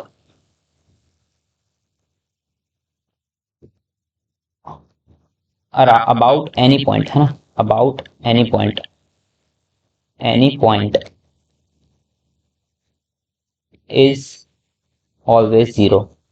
ठीक है, मतलब क्या बोलना चाह रहा हूँ, अगर मेरे पास ये बॉडी है ना, मैं बोलूंगा स्टैटिक इक्विलिब्रियम में। अच्छा, तो तुमने बोला कि ये मैं अगर इस एक्सिस को मान कंसीडर कर लूं, तो इस एक्सिस के अराउंड क्या हो जाएगा, जो भी टॉर्क प्रोड्यूस हो रहा है, नेट टॉर्क, उसकी वैल्यू क्या हो जाएगी, मेरी जीरो हो जाएगी। लेकिन केवल इस एक्सिस के अराउंड होगी क्या, नहीं, पूरी बॉडी में आप कहीं भी एक्सिस बना सकते हो। पूरी बॉडी में मैं कहीं पे भी एक्सेस चुन सकता हूँ अपने हिसाब से, आर्बिट्ररी, मतलब कोई मुझे रोकने टोकने वाला नहीं है। सब एक्सेस के अलाउंड क्या होगा, मेरा टॉर्क क्या हो जाएगा, मेरा जीरो ही होगा। ठीक है ना, सारे एक्सेस के अलाउंड क्या हो जाएगा, मेरा टॉर्क हो जाएगा जीरो ही हो जाएगा। आई बात समझ में इतनी? ठीक है, चलो एक क्वेश्चन ले रहा हूं मैं। ये मेरा क्या है, एक सिस्टम है, ये सीलिंग है। सीलिंग में मेरे पास एक यहाँ पे लॉग, या फिर कह सकते हो आप प्लेट, या फिर कुछ भी बोल सकते हो, लॉग समझ लो, लॉग लटका हुआ है ना। अच्छा, ये एक स्ट्रिंग है, इसको पकड़ी हुई है, ये दूसरी स्ट्रिंग इसको पकड़ी हुई है। ठीक है, इस पे टेंशन T1 T2, इसको बोल दो टेंशन क्या बोल दो, T1 बोल दो। अच्छा, इस पे यहाँ पे एक मास रखा हुआ है, मास M। ठीक है, ये मास यहाँ पे रखा हुआ है, ये मास सेंटर पे नहीं है। ठीक है, ये मास कहीं पे भी लटका हुआ है। ठीक है, ये समझ सकते हो। अच्छा, इसकी जो लेंथ दी है वो आपको कितनी दी है, 100 सेंटीमीटर, या फिर कह सकते हो 1 मीटर। अच्छा, ये इसका टोटल मास, इस लॉग का टोटल मास है M, है ना। M की वैल्यू, कैपिटल M की वैल्यू आपको दे रखी है 20 kgs, है ना। स्मॉल m की वैल्यू आपको दे रखी है 5 kgs। ठीक है, और ये बोला जा रहा है कि the system is at static equilibrium. ठीक है, then find the values of tension T1 and T2 in the cables. Cables में कितना टेंशन लग रहा है उसकी वैल्यू आपको पता लगानी है। समझ में आया क्वेश्चन? सिंपल सा क्वेश्चन है, ये डायग्राम है। पॉज करो जल्दी से, वीडियो को सॉल्व करने की कोशिश करो। ठीक है, चलो पॉज कर लिया, चालू करूं मैं सोल्यूशन? चलो ठीक है, मैं करता हूँ सोल्यूशन। अच्छा देखो, स्टैटिक इक्विलिब्रियम में, स्टैटिक इक्विलिब्रियम में कौन सी दो चीजें होंगी, सबसे तो पहले तो एफ नेट जीरो हो रहा होगा भाई।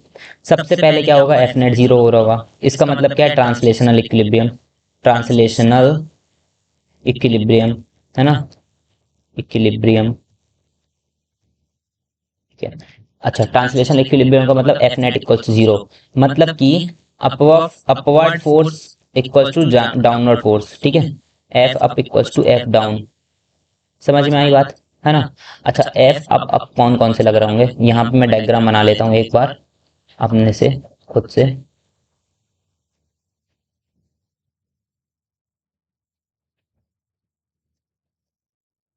ये है मेरी सीलिंग कुछ इस प्रकार से, ये मेरा लॉग है, ये लटका हुआ है यहाँ पे। ठीक है, यहाँ पे रखा हुआ है मेरा मास M। ठीक है, ये है मेरा कैपिटल M। अच्छा, मेरा टेंशन T1, इसमें टेंशन क्या है T2। अच्छा, कौन कौन से फोर्सेस एक्ट कर रहे हैं सबसे पहले तो वो देखो। ऊपर कौन कौन से फोर्सेस लग रहे हैं, पहले लग रहा है T1, सेकंड लग रहा है T2, है ना। अच्छा, और नीचे कौन कौन से फोर्स लग रहे हैं ये भी देख लो। नीचे की तरफ कौन सा, एक मास M का फोर्स लग रहा है यहाँ पे डाउनवर्ड। ठीक है, mg। ठीक है, और एक छोटा मास M का लग रहा है, छोटा mg। ठीक है, मतलब capital mg plus small mg ना, दो फोर्सेस लग रहे हैं।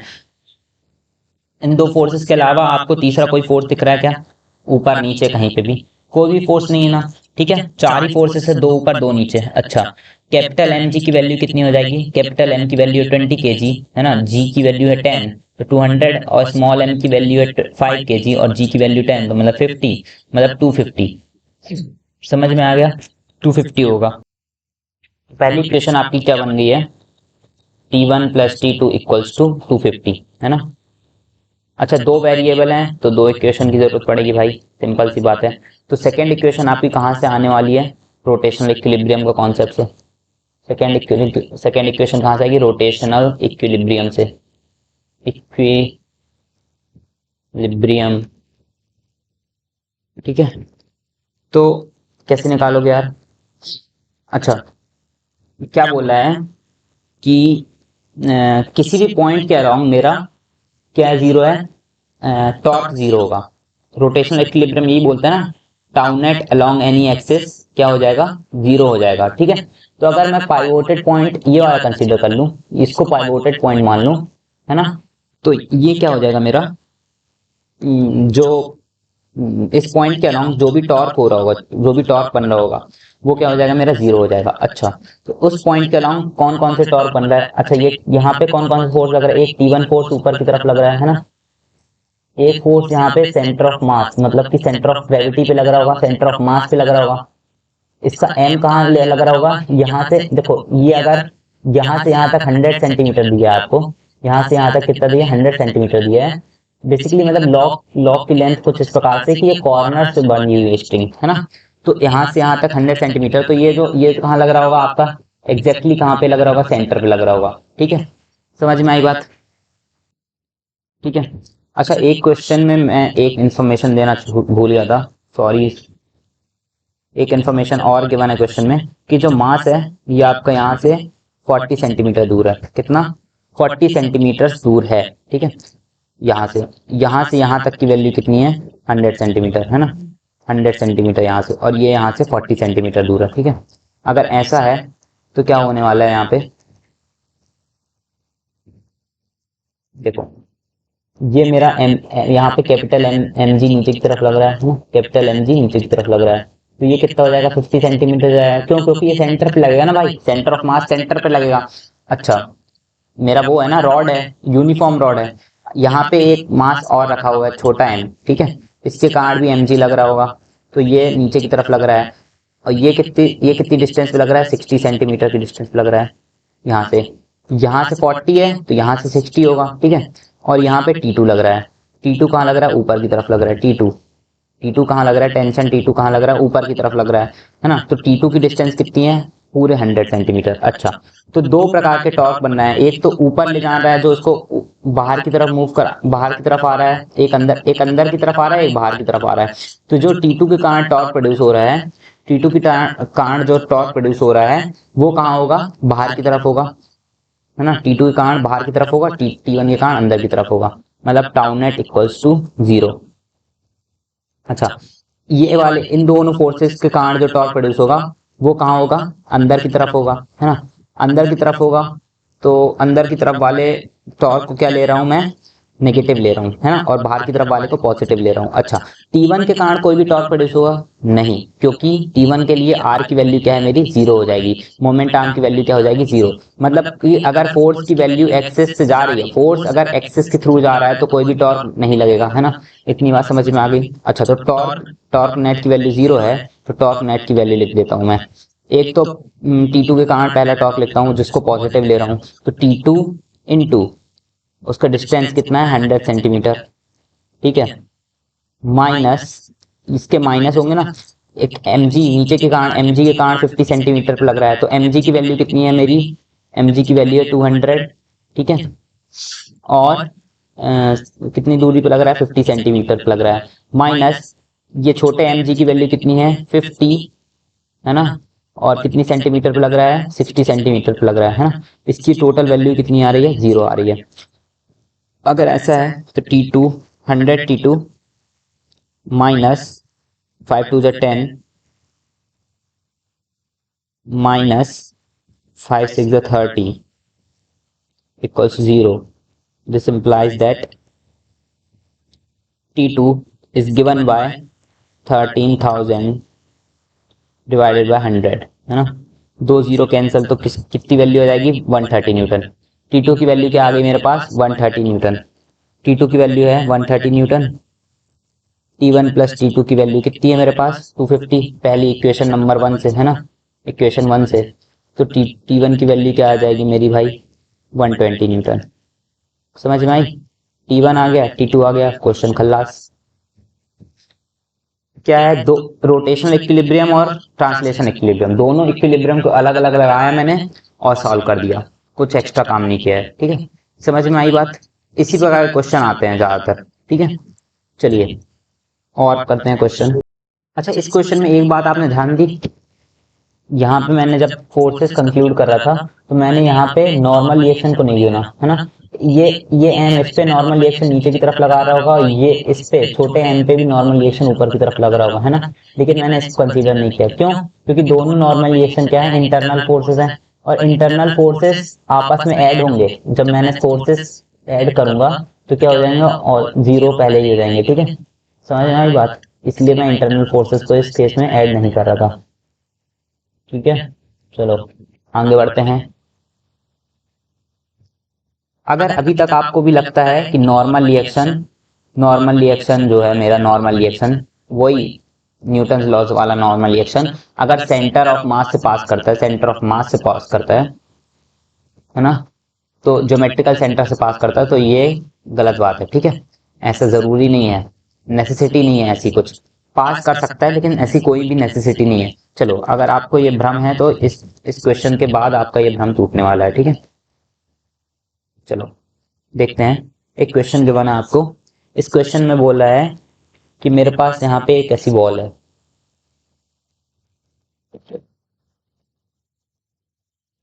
ये मेरे पास एक बॉल है, ठीक है।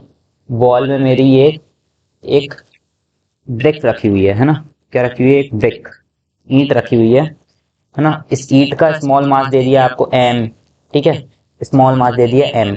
अच्छा, यहाँ पे मेरा क्या लग रहा है, फोर्स लग रहा है सेंटर पे, ठीक है, सेंटर पे क्या लग रहा है, मेरा फोर्स लग रहा है,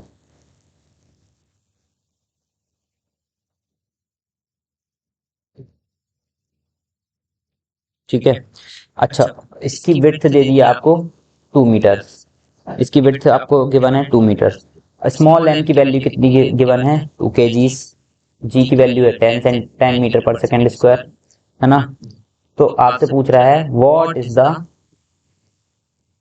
is the torque about centre of mass, torque about centre of mass produced by normal reaction by ball, ठीक है, ये पूछ रहा है। अच्छा, इसमें ऑप्शंस दिए आपको 20 न्यूटन पर मीटर, सॉरी 20 न्यूटन मीटर, है ना, 20 न्यूटन मीटर। सेकेंड ऑप्शन दिया आपको 0, थर्ड ऑप्शन दिया है 40 न्यूटन मीटर, डी ऑप्शन दिया है आपका 10 न्यूटन मीटर। अगर आपको लगता है कि सेंटर ऑफ मास से पास हो रहा है टॉर्क, सॉरी नॉर्मल रिएक्शन, तो उसके कारण सेंटर ऑफ मास से अगर पास हो रहा है तो एक्सिस में कहाँ बोल रहा है क्वेश्चन में, centre of mass, about centre of मास के एक्सिस बोल रहा है। इसका मतलब क्या हो जाएगा, नॉर्मल रिएक्शन कोई भी टॉर्क नहीं प्रोड्यूस करना चाहिए, तो आंसर क्या आ जाएगा मेरा, 0 आ जाएगा, ठीक है। समझ में आई बात, तो डायरेक्ट क्या लगा दोगे, 0। अगर आपने ये आंसर दिया है तो ये आंसर आपका क्या है, गलत है, ठीक है। आंसर क्या हो जाएगा, ये आपका रॉन्ग हो जाएगा, है ना। तो क्या होगा करेक्ट आंसर, पॉज करके खुद से सॉल्व करने की कोशिश करो दोबारा, अगर नहीं समझ में आता तो फिर करते हैं, ठीक है। चलिए मैं करूँ सॉल्व, देखो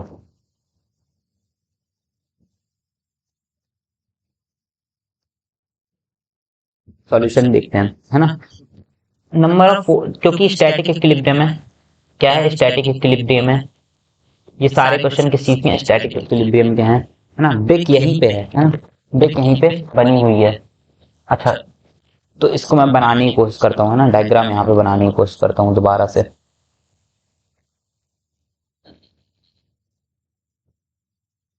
ये वॉल है मेरी, ये मेरी ब्रिक है, ठीक है, ध्यान से देखना। यहाँ पे सेंटर पे मास m है ना, इसके कारण नीचे क्या लग रहा होगा, mg फोर्स लग रहा होगा, क्या लग रहा होगा, mg फोर्स लग रहा होगा, mg। ब्लू कलर नहीं दिख रहा है तो ठीक, कोई बात नहीं है, दूसरा कलर ले लेते हैं अपन, ये वाला ले लेते हैं। इस कारण नीचे की तरफ mg फोर्स लग रहा होगा। अच्छा, एक फोर्स लग रहा होगा, एक फोर्स लग रहा होगा, एक F के कारण, है ना, F के कारण भी एक फोर्स लग रहा है, ठीक है। अच्छा, एक फोर्स और लग रहा होगा इसके ऊपर, नॉर्मल रिएक्शन लग रहा होगा। उस नॉर्मल रिएक्शन को मैं कैसा कंसीडर कर लेता हूँ, ऐसा कुछ वॉल लगा रही होगी नॉर्मल रिएक्शन किस पे, मास m पे, ठीक है। नॉर्मल रिएक्शन क्यों लग रहा है, क्योंकि ये वॉल के साथ कांटेक्ट में है और इस पे नीचे इस पे फोर्स लग रहा है, तो कांटेक्ट के कारण एक नॉर्मल रिएक्शन जरूर लग रहा होगा, ठीक है, एक नॉर्मल रिएक्शन लग रहा होगा ना। तीन ही फोर्स सेट कर रहे हैं, चौथा कोई फोर्स आपको दिख रहा है क्या, चौथा कोई भी फोर्स अगर नजर आ रहा हो तो बताओ। तीन ही फोर्स लग रहे हैं, ठीक है। देखो नहीं, एक फोर्स और लग रहा होगा, एक फोर्स किस चीज का लग रहा है, एक फोर्स किस चीज का लग रहा है, फ्रिक्शन का फोर्स लग रहा है। भाई कांटेक्ट में है, बॉल के कांटेक्ट में है, और तो ये एमजी फोर्स इसको नीचे गिराना चाहेगा। एमजी फोर्स अगर नीचे गिराना चाहेगा तो एक फोर्स होगा जो इसको ऊपर की तरफ ड्रैग करना चाहेगा। ये बॉल पे क्या करेगा, फ्रिक्शन क्या है, फ्रिक्शन क्या करेगा, उसका अपोज करेगा, है ना, रिलेटिव मोशन का अपोज करेगा फ्रिक्शन, तो इसलिए क्या होगा, एक और फ्रिक्शनल फोर्स लग रहा होगा। फ्रिक्शनल फोर्स की डायरेक्शन कुछ ऐसी होगी, ठीक है, समझ में आई बात। ये मेरी वॉल है ना, ठीक है। फ्रिक्शनल फोर्स ऊपर की तरफ लग रहा होगा, और नॉर्मल रिएक्शन मैं क्या ले रहा हूँ, ऐसा ले रहा हूँ, यहाँ से नॉर्मल रिएक्शन ले रहा हूँ, ऐसा कंसीडर करके चल रहा हूँ, है ना। कहीं भी ले सकता है, सेंटर पे भी ले सकता है, यहाँ पे भी ले सकता है, तो मैं ऐसा कंसीडर करके चल रहा हूँ, है ना। अच्छा, तो स्टैटिक इक्विलिब्रियम में पहला क्या होगा, ट्रांसलेशनल इक्विलिब्रियम होगा। ट्रांसलेशनल इक्विलिब्रियम के अंदर क्या हो जाएगा, है ना, एफ नेट की वैल्यू क्या हो जाएगी मेरी, जीरो हो जाएगी। एफ नेट की वैल्यू क्या हो जाने वाली, मेरी जीरो हो जाएगी। अच्छा, अपवर्ड फोर्सेस कौन कौन से लग रहे हैं भाई, फटाफट बता दो। मतलब एक्स डायरेक्शन में कौन कौन से फोर्सेस लग रहे हैं, एक्स डायरेक्शन में कौन कौन से फोर्स लग रहे हैं, उनका सम जीरो कर दो। एक फोर्स लग रहा होगा, एक नॉर्मल रिएक्शन लग रहा है आई कैप की डायरेक्शन में, और माइनस आई कैप की डायरेक्शन में क्या लग रहा है, एफ लग रहा है, ठीक है। तो एन इक्वल्स टू एफ हो जाएगा, सिंपल, कोई भी शक, कोई भी दिक्कत पीड़ा कुछ नहीं है ना। अच्छा, और अपवर्ड और डाउनवर्ड फोर्सेस कौन से लग रहे हैं, डाउनवर्ड फोर्सेस वाई डायरेक्शन में कौन कौन से फोर्स लग रहे हैं, उनका भी सम क्या हो जाएगा, जीरो हो जाएगा। नीचे की तरफ क्या लग रहा है, एमजी फोर्स माइनस जे कैप में, ऊपर की तरफ क्या लग रहा है, फ्रिक्शनल फोर्स लग रहा है, ये दोनों भी बराबर हो जाएंगे। अच्छा, अगर ये दोनों बराबर है, एम की वैल्यू आपको कितनी की बने, एम की वैल्यू आपको कितनी की बने है, 2 kg, ठीक है, 2 kg के बने। जी की वैल्यू कितनी की बने, 10, है ना, 10 मीटर पर सेकेंड स्क्वायर, है ना। तो फ्रिक्शन फोर्स की वैल्यू कितनी आ गई आपकी, 20 न्यूटन, है ना। इसको इक्वेशन नंबर 1 बोल दो, है ना। सेकेंड चीज अपन को क्या देखनी है इसके अंदर, रोटेशनल इक्विलिब्रियम देखना है। क्या देखना है, रोटेशनल इक्विलिब्रियम, है ना। अच्छा, मान के चलो अगर आप क्या कंसीडर करके चल रहे हो कि जो नॉर्मल रिएक्शन मेरा सेंटर से पास होता लग रहा है, तो सेंटर ऑफ मास मेरा सेंटर पे होगा, ज्योमेट्रिकल सेंटर पे होगा। तो ज्योमेट्रिकल सेंटर और सेंटर ऑफ मास होगा, तो एफ फोर्स भी मेरा सेंटर ऑफ मास पे लग रहा है, ठीक है। एमजी भी सेंटर ऑफ मास पे लग रहा है, एन भी सेंटर ऑफ मास पे लग रहा है। तो बचा क्या है, इन तीनों के कारण, क्योंकि ये एक्सेस से पास हो रहा है, तीनों फोर्स क्या है ना, एक्सेस से पास हो रहे हैं, उसके कारण कोई भी टॉर्क जनरेट होगा क्या, नहीं होगा, क्योंकि तीनों के लिए मोमेंट आर्म की वैल्यू क्या हो जाएगी, मेरी जीरो हो जाएगी। केवल और केवल फ्रिक्शनल फोर्स के कारण एक रोटेशनल इफेक्ट पैदा होगा, और उसके कारण उसको भी मतलब काउंटर करने वाला कोई भी चीज नहीं होने वाली है। अगर उसको काउंटर कोई नहीं करेगा तो रोटेशनल इक्विलिब्रियम बैलेंस नहीं हो पाएगा। मतलब अगर मैं कंसीडर करूं अब कि मतलब सेंटर ऑफ मास से नॉर्मल रिएक्शन नहीं पास हो रहा है इस केस में, अगर मैं कंसीडर करूं कि नॉर्मल रिएक्शन मेरा यहां से पास हो रहा है, तो देखो इसके कारण मेरा टॉर्क, इसके अबाउट टॉर्क कितना होगा, इस पॉइंट के अबाउट फ्रिक्शनल फोर्स कितना टॉर्क लगाएगा, है ना। ये मेरा परपेंडिकुलर कंपोनेंट है, और ये मेरा क्या है, मोमेंट आर्म है, ठीक है। तो ये इधर की तरफ, इसकी डायरेक्शन मोमेंट आर्म की डायरेक्शन इधर, फ्रिक्शनल फोर्स की डायरेक्शन इधर, ठीक है। आर क्रॉस एफ करके देखो क्या हो जाएगा, बाहर की तरफ हो रहा है ना, आर क्रॉस एफ बाहर की तरफ हो रहा है। अच्छा, नॉर्मल रिएक्शन की डायरेक्शन ये, और ये डायरेक्शन मेरी कितनी, नॉर्मल रिएक्शन की डायरेक्शन ये है, ये डायरेक्शन मेरी कितनी हो जाएगी, एक्स मान लो, कुछ भी मान लो, है ना। तो इस ये मेरी आर कैप की डायरेक्शन हो गई, है ना, ये मेरी नॉर्मल फोर्स की डायरेक्शन होगी। आर क्रॉस एफ अगेन, ये क्या लग रहा है इसमें, सॉरी आर क्रॉस एफ, ये क्या हो रहा है, सॉरी इसमें अंदर की तरफ जा रहा था, ठीक है। आर क्रॉस एफ इसमें अंदर की तरफ, इसमें भी अगेन अंदर की तरफ जा रहा है, आर क्रॉस एफ क्या जा रहा है, दोनों केसेस में अंदर की तरफ जा रहा है। तो ये क्या करेंगे, दोनों को बैलेंस करेंगे, ऐड अप हो जाएंगे, ऐड अप हो जाएंगे, है ना, है ना, ऐड हो जाएंगे और बैलेंस नहीं करेंगे, है ना। अपोजिट डायरेक्शन अपन को कंसीडर करना है। अगर मैं नॉर्मल रिएक्शन कंसीडर करके चलूं कि मेरा नॉर्मल रिएक्शन लग रहा है मेरा इधर की तरफ, ठीक है, इस डायरेक्शन में लग रहा है नॉर्मल रिएक्शन जहां मैं अभी बनाया हूं, ठीक है, जहाँ मैंने अभी नॉर्मल रिएक्शन बनाया है उस डायरेक्शन में अगर मैं कंसीडर करके चलूँ कि नॉर्मल रिएक्शन मेरा इधर लग रहा है, तो इसके कारण आर कैप की डायरेक्शन ये है, एन की डायरेक्शन ये है ना R cap cross N cap कुछ ऐसा बनेगा, है ना। मतलब कि बाहर की तरफ आ गई मेरी टॉर्क की डायरेक्शन, क्या आ गई मेरी बाहर की तरफ। इस फ्रिक्शनल फोर्स के कारण टॉर्क की डायरेक्शन अंदर की तरफ। अब ये दोनों आपस में बैलेंस कर सकते हैं एक दूसरे को, ठीक है। तो बैलेंस करवा के देख लेते हैं भाई, बैलेंस करवा के करते हैं, देख लेते हैं।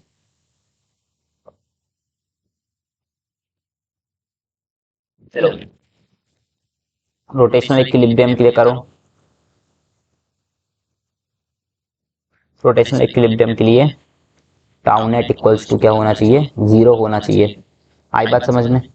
मतलब कि मेरा जो फ्रिक्शनल फोर्स है उसके लिए मोमेंट आर्म की वैल्यू कितनी है, ये पूरा 2 मीटर है ना।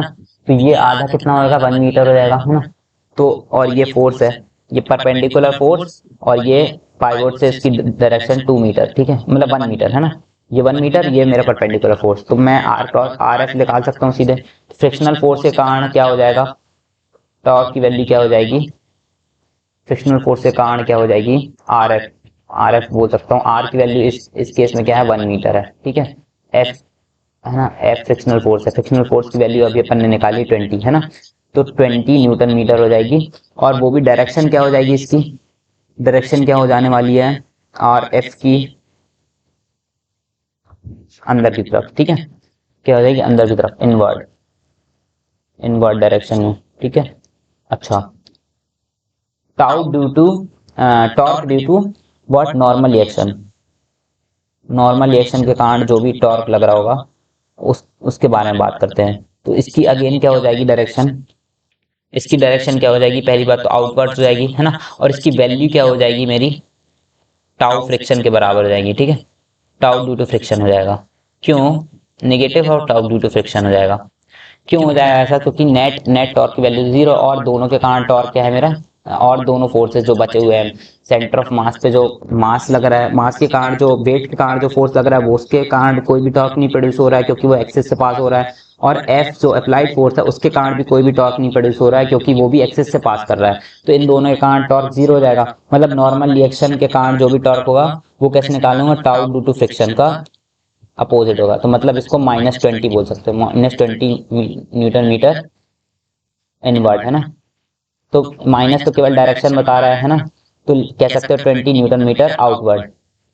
ये क्या हो जाएगा मेरा, टॉर्क हो जाएगा, torque due to normal reaction, normal reaction, ठीक है। आई बात समझ में। तो अगर आपका आंसर आ रहा था क्या 20, तो आपका आंसर करेक्ट है बिल्कुल। समझ में आई बात। इसका मतलब नॉर्मल रिएक्शन कहीं से भी पास कर सकता है, किसी भी पॉइंट से पास कर सकता है, ठीक है। फिलहाल इस लेक्चर के अंदर अपन इतने ही 2 ही क्वेश्चन करेंगे। इसके बाद कुछ बहुत अच्छे क्वेश्चन है स्टैटिक इक्विलिब्रियम के, वो आने वाले लेक्चर के अंदर मैं सारे कवर कराने वाला हूँ, ठीक है। अगले लेक्चर के अंदर हम पढ़ने वाले हैं मोमेंट ऑफ इनर्शिया, ठीक है। मोमेंट ऑफ इनर्शिया हम पढ़ने वाले हैं, ठीक है। साथ ही साथ मास मोमेंट ऑफ इनर्शिया करेंगे अगले चैप्टर के अंदर, उसमें बेसिक समझेंगे। उसके बाद parallel axis perpendicular axis theorem उसके भी अगले लेक्चर में करेंगे। मतलब कि मोमेंट ऑफ इनर्शिया के अंदर 2 लेक्चर आने वाले हैं, ठीक है, 2 लेक्चर्स आने वाले हैं। तो सारी चीजें पढ़ेंगे मोमेंट ऑफ इनर्शिया से। और स्टैटिक इक्विलिब्रियम के लैडर वाले जो प्रॉब्लम्स होते हैं वो पूछे जा चुके हैं ऑलरेडी, है ना, टीआई सर में भी पूछे जा चुके हैं। और रोटेशनल मोशन से एक व्हील वाला क्वेश्चन आया था एक बार, ना, वो भी टॉर्क का क्वेश्चन था, है ना। तो वो भी पूछा जा चुका है। अच्छा, ऐसे कुछ ब्लॉक वाली प्रॉब्लम आते हैं टॉर्क से रिलेटेड, पिछले साल अभी जैम में आया था लास्ट ईयर, है ना। तो ये सारे क्वेश्चन इसी प्रकार से पूछे जा चुके हैं। तो प्लीज अगली क्लास मिस मत करिएगा, आइएगा जरूर, स्टैटिक इक्विलिब्रियम के अच्छे क्वेश्चंस करेंगे, ठीक है।